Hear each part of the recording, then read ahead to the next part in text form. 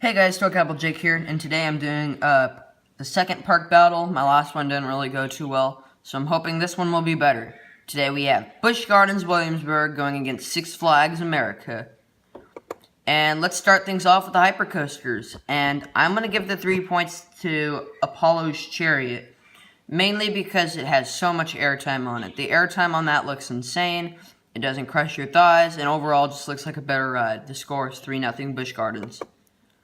And the premier launch coasters, Joker's Jinx will beat Tempesto because of its originality, and it's way superior in stats. Definitely, certainly the better ride.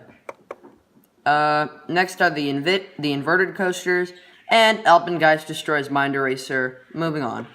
While Invader looks great, Roar just looks way more thrilling and way more intense.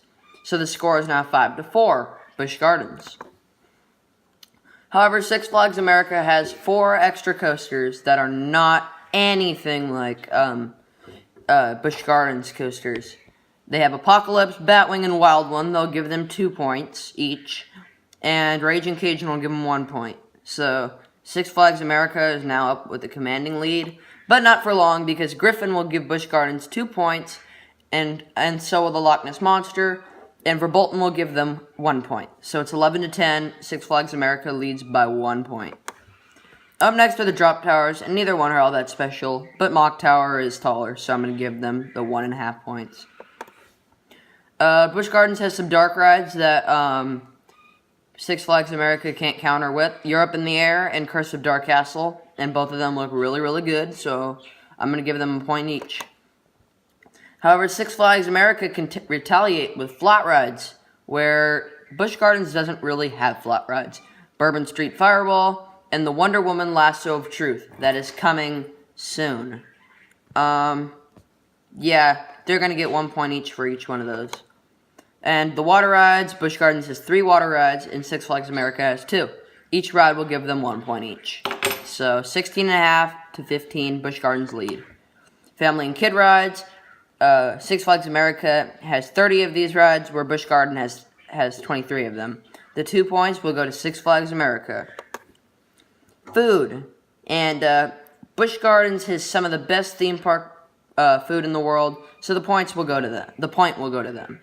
17.5-17, Busch Gardens Williamsburg is leading by a hair. Up next is the prices, and I'm not going to really just run down, so if you want to see, just pause the video. But overall, Busch Gardens Williamsburg is cheaper, so they're going to get 2 points.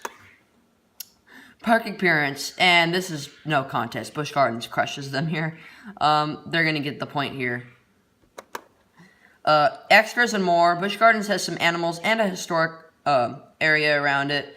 Six Flags America has DC and Baltimore nearby, but neither is quite in the proximity as Busch Gardens is to Williamsburg. The 2 will go to Busch Gardens.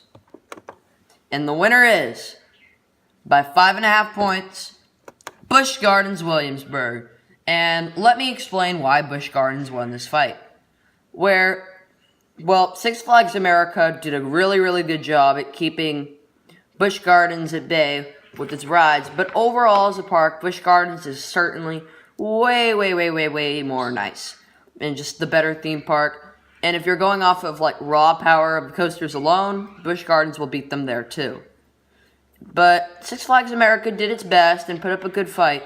So if you want to see a 2-on-2 between Six Flags Great Adventure and Six Flags America versus Busch Gardens Williamsburg and Busch Gardens Tampa, you know what to do.